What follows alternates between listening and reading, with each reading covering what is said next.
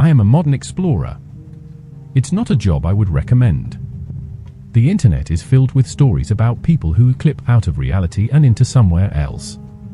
Terms like backrooms, states, woods are common on Reddit. And I'm not here to argue semantics with you. I call them fairy pockets, but even that is just a term I made up, so use what you like. There are no word police. Not that I have found yet.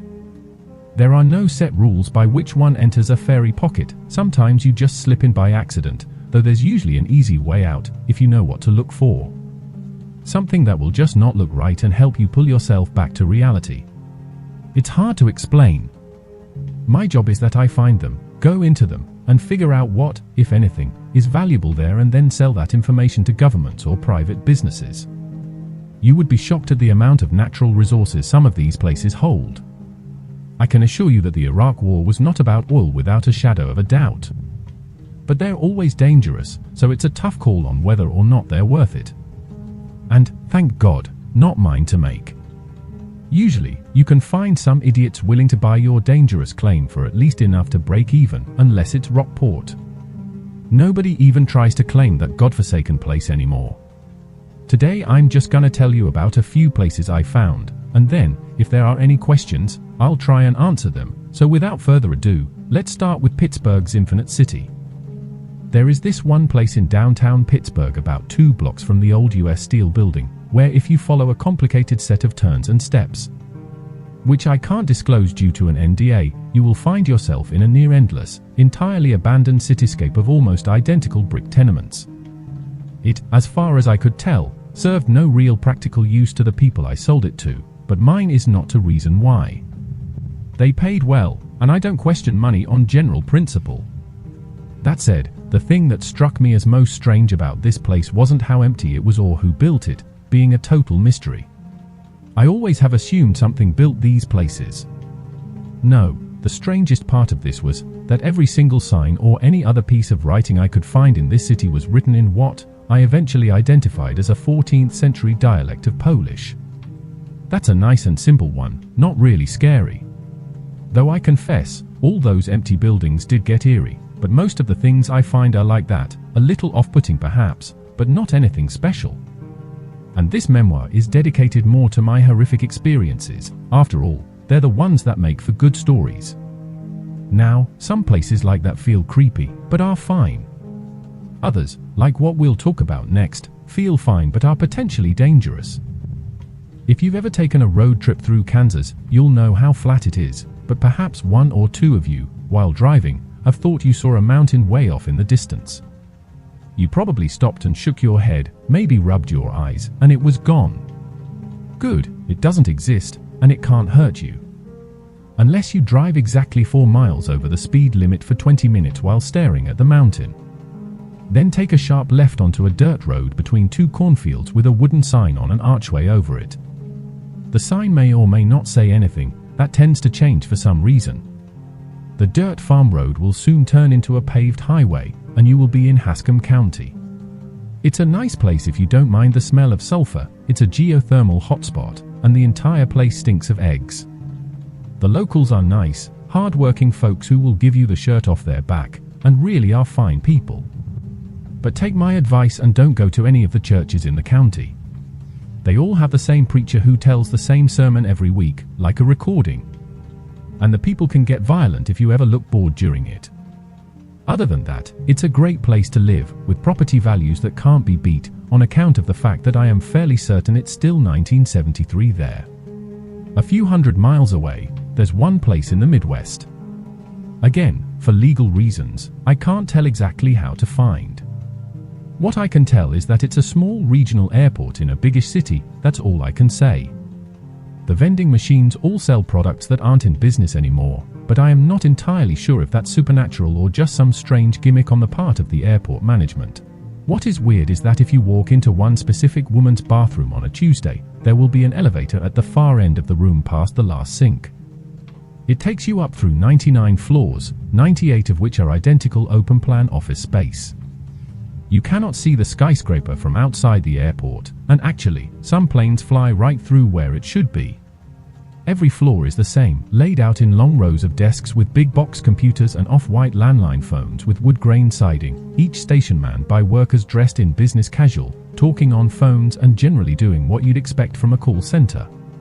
The only issue is that they are speaking exclusively in dead languages, Latin, Proto-Finnic, Occitan. I even heard some Akkadian when I was there. Honestly, it's the most well-managed office I've ever seen. Everyone works hard, and nothing ever goes majorly wrong. Which I suspect has something to do with the fact that as far as I could tell there were no managers to screw things up. I went up to floor 99, but decided against floor 100. You see, 99 was a waiting room like you'd find at a doctor's office, and to access floor 100, you had to take the stairs. The sounds coming from up there cannot be described, and I do mean, cannot. I have tried repeatedly, and it only leads to my having a seizure. Not wanting to repeat that, I will leave them to your imagination. A buddy of mine who is a priest suggested that I had found purgatory, and perhaps he was right. I'm no theologian, so I'll leave that one to the church. There is an area in San Francisco where you can see what I think is Atlantis, where Alcatraz should be, but I haven't figured out how to get there yet. And there is a way to get to the moon from Houston without NASA being involved. But by far the weirdest fairy pocket I ever found was Mount Prince Nelson National Park in West Virginia. It's a beautiful place, by the way, wonderful hiking, and some absolutely stunning views of the mountains. But I don't recommend you take your kids. It is by far the most dangerous place I have ever been, and I lived in Chicago for 3 months. Long story, I was trying to figure out where all the damned clowns kept coming from. But I digress. Mt. Prince Nelson is about 700 square miles, located within an area of West Virginia no larger than a Walmart parking lot, which coincidentally is how you get there. Follow the steps correctly, and where the main doors are, a stone arch will appear with an NPS ranger who charges you 42 cents as an entry fee, and hands you a waiver to sign in the reasonably likely event that you die in the park. There are miles and miles of roads, both paved and unpaved, and a core area around a lake that contains the majority of the tourist stuff. It's more or less safe, on account of the National Park Service maintaining a round-the-clock watch on the perimeter that would make the Marines look sloppy. And the flight of F-14 Eagle fighter jets flying 24/7 hot laps around the area is a great comfort. But we weren't paid to be comfortable, and our bosses wanted us deeper in the park, and off-trail. Once you get outside of the patrolled area, like we were, things take a turn. Everything, and I do mean everything, wants to kill you. There are beetles, insect, the size of beetles, car, for starters. The cool part, however, is the dinosaurs that roam free in the park. Side note, that whole "they can't see you if you don't move" thing is bull. Ask me how I know. It's a rainforest, so the backwoods camping isn't easy, because hacking your way off-trail is a nightmare, even without the venomous trees and psychic frogs. But I have to say, it really is beautiful, puts Yellowstone to shame on a bad day, and that's saying it mildly. When I first went to Mount Prince Nelson, I was part of a team of specialists called in by the National Park Service to figure out why they kept getting paperwork from their employees there despite no knowledge of it existing. We spent about 6 months figuring out how to get in, and that's when things started to go badly wrong. Our team lead, an older guy named Donald, was the first to die. He had taken watch around our camp on the first night after we left the safe zone, and some kind of big ape-looking thing came out of the woods and attacked. Beat poor Donnie half to death before we were able to kill it, and he was dead by the time we got him back to a ranger station for medevac. We had a job to do, and the pay was good, so we pushed on, deeper into the woods. Where the 9 surviving men of our team got knocked down to 5 on the 3rd day by some kind of screaming fog, though all things considered, it wasn't so bad, as it also killed the T-Rex that was chasing us. Jacoby, one of the newbies, went nuts that night and started talking about how he had communed with a goddess at the center of the mountain in his sleep, and that he needed to go out and join her amidst the rocks lest all reality be consumed. I had to put him down with my 45 before the crazy spread to the rest of the team, which might be my least favorite part of this damn job. The remaining 4 of us found an old cabin nearby and decided to hold up for the night. By the next morning, we were down to 3. I hadn't gotten to Jacoby in time, I guess.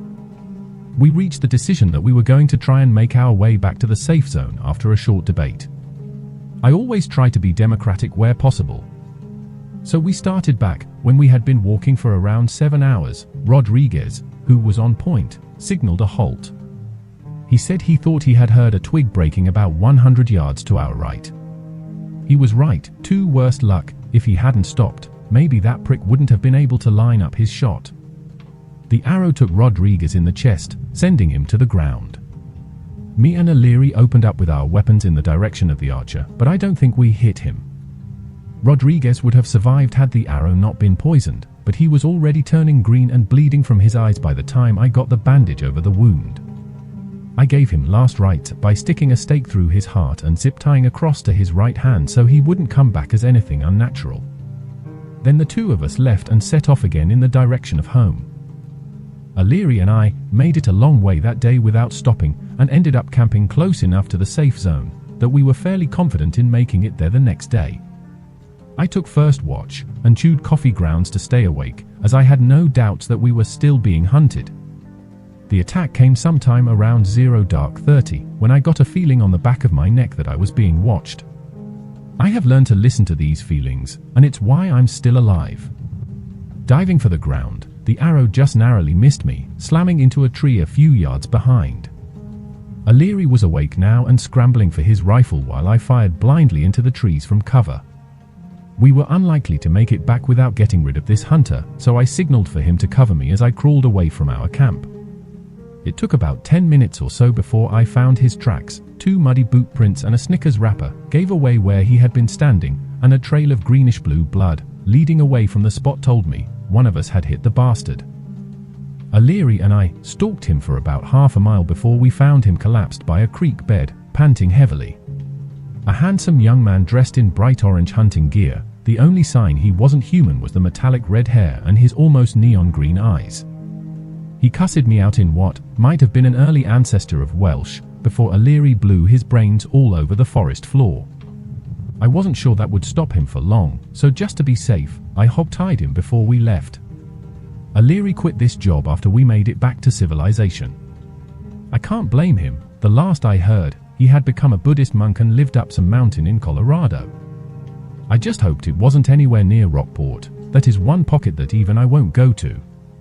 But the pay from the National Park Service was more than enough for me to retire on, had I wanted to. So there are certainly perks to this job. So why do I still do it? I would love to get philosophical, but frankly, I just like it. It tickles the part of the human spirit that first pushed man to sail across oceans or fly to the moon. Unlike those great explorers of the past, I'm not sure if I could stop even if I wanted to. It has its hooks in me and won't let go. I have other stories, of course. Might even post them later, but these were a few that stood out to me. I will try to answer any questions, but given the number of NDAs and ancient blood oaths I've had to sign over the years, I make no promises about how much I can deliver. That said, if this job sounds fun to you, or the money sounds like a great way to get rich quick, I really do not recommend you take it up. People like that don't tend to last long. And for the love of all that is holy, if you are in Colorado and see a sign for a town called Rockport, turn around.